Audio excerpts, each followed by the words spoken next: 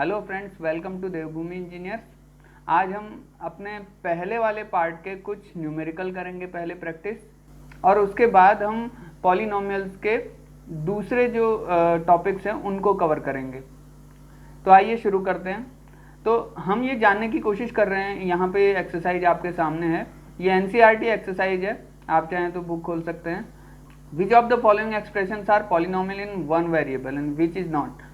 तो यहाँ पर हम ये जानने की कोशिश करेंगे कौन सा पॉलिनोमियल है। तो आपको मैं सबसे पहले ये वाला क्वेश्चन सॉल्व करें। देखिए 4x² माइनस 3x प्लस 7। तो दोस्तों ये एक पॉलिनोमियल है। क्यों? क्योंकि यहाँ पर जो x की पावर है और या फिर यहाँ पर या फिर तो इनमें x की पावर एक इंटीजर है, और वो भी एक ऐसा इंटीजर जो पॉजिटिव है, नेचुरल नंबर। तो इस वजह से ये एक पॉलिनोमियल है। इसकी मैक्सिमम डिग्री 2 है और इसके 3 टर्म हैं, तो इसको आप ट्राइनोमियल भी कह सकते हो। यहाँ पर ये अगला आ गया। अगला y² प्लस √2, ये भी एक पॉलिनोमियल है, क्योंकि यहाँ पे जो कांस्टेंट है वो कांस्टेंट कुछ भी हो, एक रियल नंबर होना चाहिए, लेकिन जो वेरिएबल है वो उसकी पावर जो है हमेशा एक नेचुरल नंबर होनी चाहिए। That's why this is a polynomial. अब हम आगे बढ़ते हैं। इस वाले क्वेश्चन में आप देखते हैं कि वेरिएबल दो जगह पे आ रहा है, एक आ रहा है √t और एक आ रहा है t। तो t तो ये पॉलिनोमियल बनाता, लेकिन ये √t यानी पावर में 1/2 ये एक नेचुरल नंबर नहीं है, इस वजह से ये एक पॉलिनोमियल नहीं है, तो ये पॉलिनोमियल नहीं हुआ। यहाँ पर एक y की पावर 1 है, एक y ऐसा है, तो इसको हम ऐसे भी लिख सकते हैं y प्लस 2y की पावर -1। तो ये नेचुरल नंबर नहीं है पावर, तो इसी वजह से ये एक पॉलिनोमियल नहीं है। यहाँ पर हमको निकालना है which is a polynomial in one variable. यहाँ पर देखते हैं कि 1 2 3 वेरिएबल हैं, इस वजह से ये एक पॉलिनोमियल नहीं है। आगे बढ़ते हैं। Right the coefficient of x² in each of the following. तो कोफिशिएंट ऑफ x², यहाँ पर x² का कोफिशिएंट क्या है? 1। यहाँ पर x² का कोफिशिएंट जब माइनस होता है इसका मतलब -1। यहाँ पर x² का कोफिशिएंट π/2 और यहाँ पर x² का कोफिशिएंट आप देख रहे हैं कि x² का टर्म है ही नहीं, x² का कोफिशिएंट यहाँ पर होगा 0। ओके, तो आगे बढ़ते हैं। Give one example each of the binomial of degree 35 and of a monomial of degree 100। Binomial यानी 2 टर्म, मोनोमियल यानी 1 टर्म। तो हमको 2 टर्म वाला और जिसकी डिग्री 35 हो ऐसा बाइनोमियल लिखना है। तो बाइनोमियल क्या हो सकता है? x की पावर 35 -1, तो ये बाइनोमियल हो गया, और इसकी मैक्सिमम जो पावर हो गई वो 35 यानी डिग्री 35। और मोनोमियल लिखना है जिसकी डिग्री 100 है, वो एक ही हो सकता है, और वो हो सकता है x की पावर 100। अगर हम इसको कुछ चेंज करना चाहें तो ज़्यादा से ज़्यादा यहाँ पे इसका कोई कोफिशिएंट हो सकता है। वैसे ही यहाँ पर भी एक कोई कोफिशिएंट हो सकता है, ये मैं 5 लिख दूँ या फिर यहाँ पर मैं 100 लिख दूँ।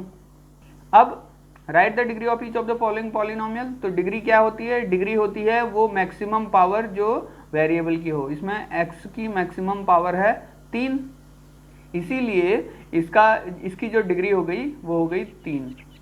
यहाँ पर y की मैक्सिमम पावर हो गई 2, इसीलिए डिग्री हो गई 2। यहाँ पर 1 हो गई, इसीलिए डिग्री 1। और यहाँ पर कोई भी पावर नहीं है, यानी x या y जो भी है उसकी पावर 0, डिग्री हो गई 0। अब ये last question, classify the following as linear, quadratic and cubic polynomial. हालांकि क्वाड्रेटिक इक्वेशन अभी हमने डिस्कस किया नहीं है, लेकिन फिर भी आपको बता दूं, लीनियर जिसमें मैक्सिमम पावर हो गई 1, क्वाड्रेटिक जिसमें मैक्सिमम पावर हो गई 2, और क्यूबिक पॉलिनोमियल जिसमें मैक्सिमम पावर हो गई 3। तो यहाँ पर मैक्सिमम पावर क्या है? 2 है, इसीलिए ये क्वाड्रेटिक पॉलिनोमियल हो गया। यहाँ पर मैक्सिमम पावर 3 है, इसीलिए ये क्यूबिक हो गया, और यहाँ पर 2 है, ये क्वाड्रेटिक। यहाँ पर 1 है तो ये लीनियर, यहाँ पर 1 है तो ये लीनियर, यहाँ पर 2 है तो ये क्वाड्रेटिक, यहाँ पर 3 है तो ये क्यूबिक पॉलिनोमियल। तो इस तरह से आप पॉलिनोमियल्स के क्वेश्चन बहुत इजीली आइडेंटिफाई कर सकते हैं। अब ये कुछ क्वेश्चंस आपके एग्जाम्पलर से हैं। ये क्वेश्चंस चाहे जो स्टूडेंट्स हैं उनके लिए भी ठीक है, और जो कंपटीशन की तैयारी कर रहे हैं उनके लिए भी एक अच्छी प्रैक्टिस हो सकते हैं। तो आइए शुरू करते हैं। तो सबसे पहले again which of the following is a polynomial. Polynomial कौन सा होता है? जिसकी पावर हमेशा या तो पॉजिटिव रहे, साथ ही साथ पॉजिटिव होने के साथ वो नेचुरल नंबर होने चाहिए, नेचुरल या होल नंबर आप जो भी कहें, जीरो भी पावर हो सकती है। तो यहाँ पर ये क्या है कि भाई ये एक्स स्क्वायर नीचे है और ये ऊपर जाएगा तो नेगेटिव, तो ये एक पॉलिनोमियल नहीं है। अब यहाँ पर अगर आप ये कहते हो कि ये एक्स रूट के अंदर है, इसी वजह से इसकी पावर नेचुरल नंबर में नहीं है, तो ये एक पॉलिनोमियल नहीं है। यहाँ पर हम बात करते हैं कि देखिए ये थोड़ा सा ट्रिकी क्वेश्चन है, इसको सॉल्व कैसे किया जाएगा। ये हो गया एक्स स्क्वायर प्लस 3x की पावर 3/2 अपॉन एक्स की पावर, क्योंकि ये रूट है, एक्स की पावर एक्स को रूट करें तो उसकी पावर हो जाती है 1/2। अब हम क्या करेंगे, इसको ऊपर ले जाएंगे, इसको लिख सकते हैं ऐसे एक्स स्क्वायर प्लस 3x की पावर 3/2 इंटू एक्स की पावर -1/2।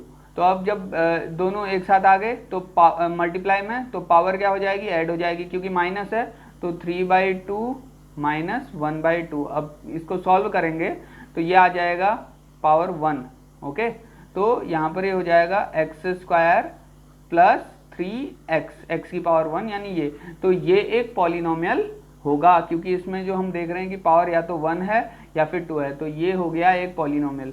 अब यहाँ पर देखते हैं, देखिए ये वाली सिचुएशन कभी भी पॉलिनोमियल नहीं हो सकती है, क्योंकि यहाँ पर एक प्रॉब्लम आ रही है कि ये x अलग अलग होना चाहिए, तो ये पॉलिनोमियल नहीं आएगा।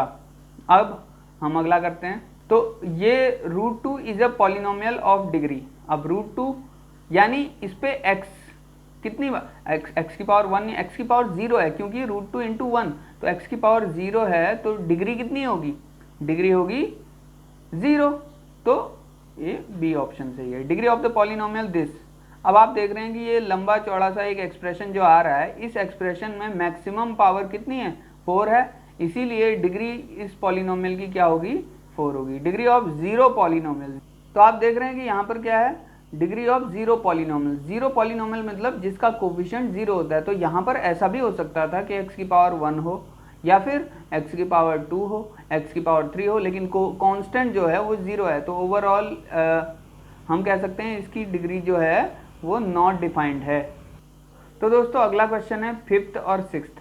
5th और 6th में हम ये देखेंगे कि px की वैल्यू निकालनी है, जहाँ पर x की वैल्यू की जगह पे 2√2 रख देंगे, उसी तरह x की वैल्यू की जगह पे हम -1 रख देंगे और यहाँ पर हम इसकी वैल्यू निकालेंगे। तो इस तरह से ये टॉपिक मैं अभी आपको एक्सप्लेन करने जा रहा हूँ। इसके बाद वैल्यू ऑफ पॉलिनोमियल क्या होता है कि फॉर एग्जांपल मैंने एक पॉलिनोमियल ले लिया जिसको मैं fx बोलता हूँ शॉर्टकट कहने के लिए, फंक्शन ऑफ x जिसे कहते हैं, तो वो हो गया सपोज x² + 1।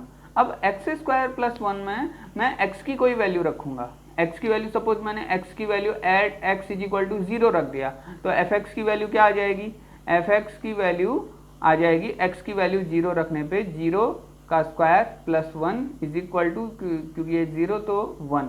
तो इसको ऐसा भी कह सकते हैं f0 = 1, क्यों, क्योंकि मैंने x की जगह पर वैल्यू 0 रख दी है, इसीलिए मैं इसे f0 = 1 भी कह सकता हूँ, यानी x की वैल्यू 0 है। अब देखने वाली बात है, ये क्या इसी समय एक ही क्वेश्चन 0 के लिए होता है, नहीं, ये होता है fx = अगर मैंने कोई एक्सप्रेशन ले लिया सपोज 5x³ - 2x² + 3x - 2, ये कोई रैंडमली मैंने कोई एक्सप्रेशन ले लिया है। ओके, अब यहाँ पर मैं x की कोई भी वैल्यू ले लूँ, x की वैल्यू सपोज मैंने ले लिया 1, तो x की वैल्यू 1 पर इस फंक्शन की वैल्यू क्या होगी, फंक्शन की वैल्यू होगी, तो x = 1 पर फंक्शन की वैल्यू होगी 5, जहाँ पर x की जगह पे आप रख देंगे 1 और अगेन यहाँ x की जगह पे 1 और x की जगह पे 1, तो ये फंक्शन की वैल्यू क्या होगी, इसको हम बोल सकते हैं f1। इसको हम क्या लिख सकते हैं, तो इसकी वैल्यू हो जाएगी 5 × 1 - 2 × 1 + 3 × 1 - 2। तो अगर हम इसको सॉल्व करेंगे तो क्या आएगा, 5 - 2 + 3 - 2 = अब इसकी वैल्यू हो जाएगी 4। अगर मैं इसको सॉल्व करता हूँ 5 - 2 = 3, 3 minus 2 equal to 1, 3 plus 1 equal to 4। तो ये आपके फंक्शन की वैल्यू हो गई। इसी तरह से हम हर इक्वेशन के लिए कोई रैंडमली कोई मैं दूसरी इक्वेशन लेता हूँ, मैं 5x² प्लस 3x ये ले लेता हूँ। तो अगर मैं यहाँ पे कोई मैं फंक्शन की वैल्यू जानना चाह रहा हूँ तो मैं कोई भी रैंडम वैल्यू ले लेता हूँ, x इज इक्वल टू 1 पे या x इज इक्वल टू 3 पे, x इज इक्वल टू 9 पे, तो मैं उसे बोलूँगा f1 या फिर f3 या फिर f9। तो f1 की वैल्यू क्या हो जाएगी, 5 इंटू 1 का स्क्वायर प्लस 3 इंटू 1, ठीक है। उसी तरह 5 इंटू 3 का स्क्वायर प्लस 3 इंटू 3, उसी तरह 5 इंटू 9 का स्क्वायर प्लस 3 इंटू 9। तो इसी तरह से जब कोई एक फंक्शन की वैल्यू हो जाएगी तो इसी फंक्शन को हम वैल्यू ऑफ फंक्शन कहते हैं।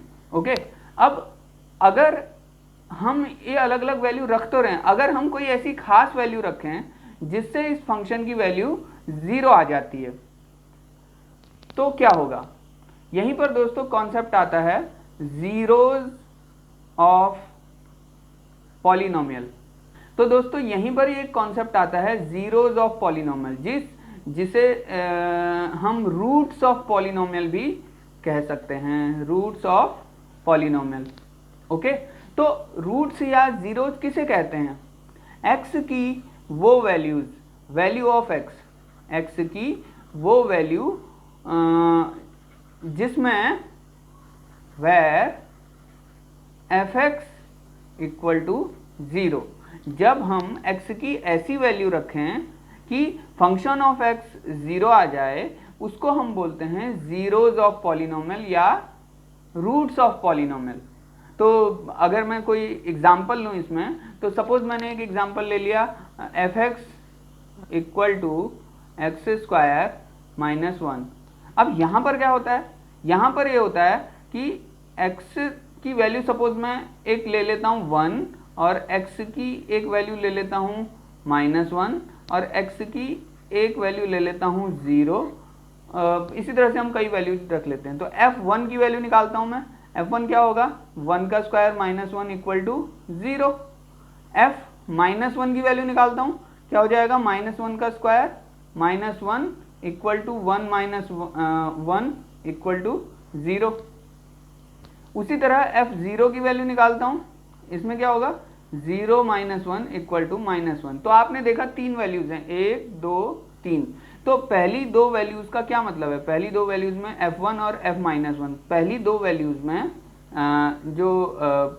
पहली दो वैल्यूज में हम देख रहे हैं कि f1 और f-1 यानी वैल्यू जो है 0 आ रही है, 0 आ रही है। इसका मतलब क्या है कि x की 1 वैल्यू पे, x की -1 वैल्यू पे फंक्शन की वैल्यू 0 आ रही है। तो 1 और -1 क्या हो जाएंगे, x की वैल्यू -1 और x की वैल्यू 1। 1 और -1 इस फंक्शन के रूट हो जाएंगे। ओके, तो फंक्शन के रूट या फिर इसको आप फंक्शन के जीरोज कह लेते हो। जीरोज नाम ही इनका इसलिए रखा गया है कि इनकी वैल्यूज पर फंक्शन 0 होगा। याद रखना, उनकी खुद की वैल्यू 0 से कोई मतलब नहीं है। जैसे x की वैल्यू मैंने 0 रख ली तो 0 -1, इसकी फंक्शन की वैल्यू तो -1 आई है, 0 नहीं आई है। तो इसीलिए उनकी खुद की वैल्यू 0 से कोई 0 हो कोई ज़रूरी नहीं, लेकिन उनकी वैल्यू रखने पर फंक्शन की वैल्यू अगर 0 आ जाती है तो हम उसे जीरोज ऑफ पॉलिनोमियल या रूट्स ऑफ पॉलिनोमियल कहते हैं।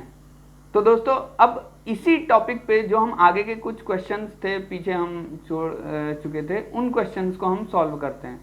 ये दोस्तों, तो यहाँ पर ये आपके पास दो एक्सप्रेशन है। तो क्या एक्सप्रेशन है, एक है x² माइनस 2√2x प्लस 1।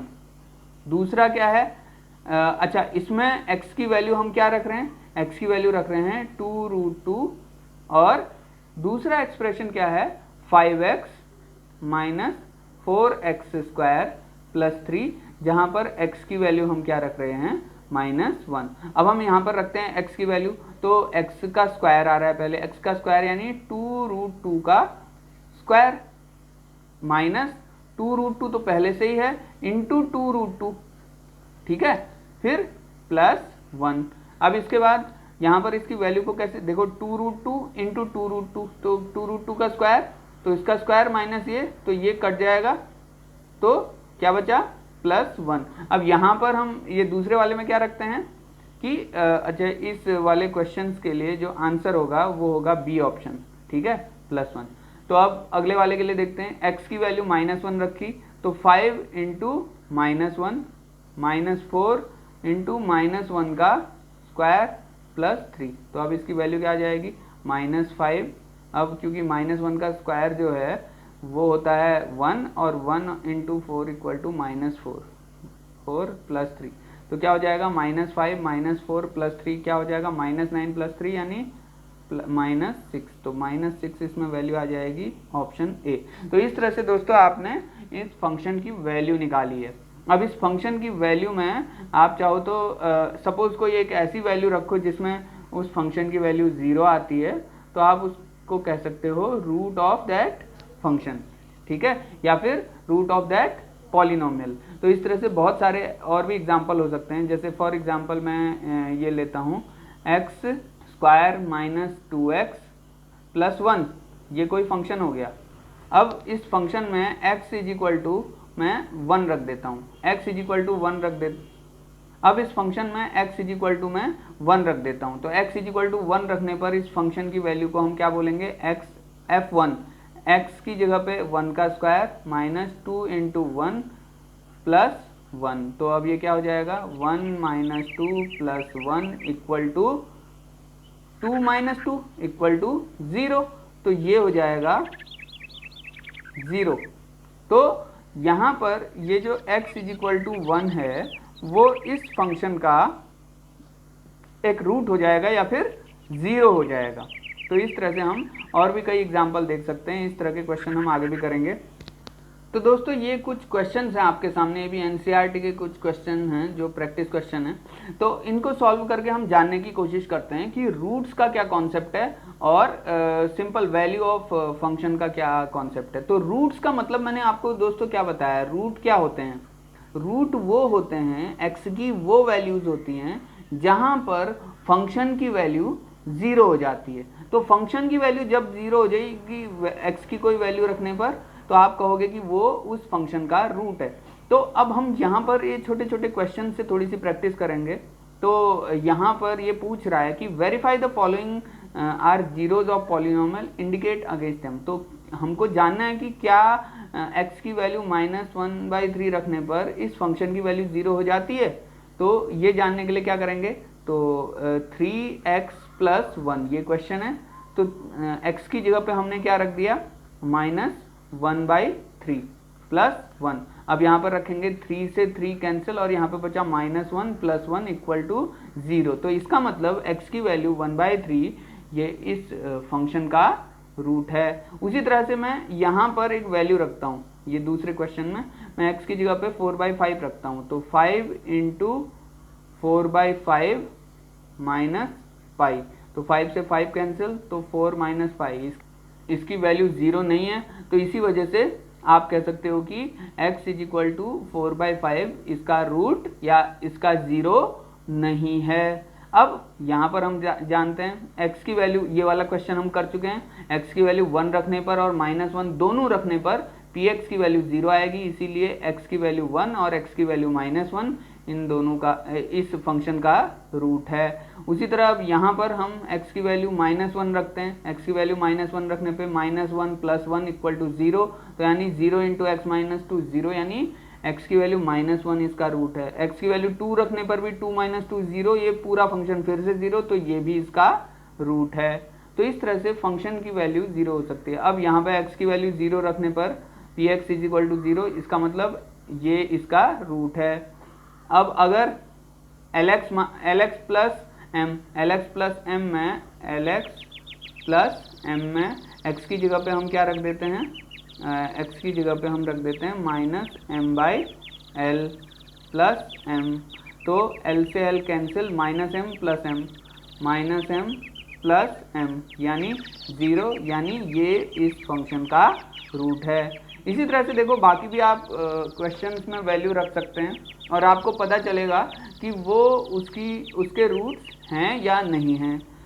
अब दोस्तों ये बाकी के क्वेश्चन करते हैं। Find the zeros of polynomial in each of the following case. तो अभी तक तो हमको वैल्यू दी हुई थी और हमने जानने की कोशिश की कि क्या वो उसका रूट है या नहीं है, लेकिन अब यहाँ पर हम क्या कहेंगे कि भाई रूट निकालना कैसे है। रूट निकालना कैसे, तो रूट निकालना क्या होता है, तो रूट वो वैल्यूज होती हैं जब फंक्शन की वैल्यू 0 हो जाए। तो हम इन सारे क्वेश्चंस में फंक्शन की वैल्यू को 0 रखेंगे और फाइंड आउट करने की कोशिश करेंगे कि भाई वो रूट क्या होगा। तो अब जैसे पहला वाला क्वेश्चन ले लेते हैं। पहले वाले क्वेश्चन में px equal to x plus 5। अब यहाँ पर मैं कह रहा हूँ कि फंक्शन की वैल्यू जब 0 होती है तो तब रूट निकलता है। तो x प्लस 5 इक्वल टू 0, तो यहाँ पर x की वैल्यू क्या हो जाएगी, x की वैल्यू हो जाएगी -5।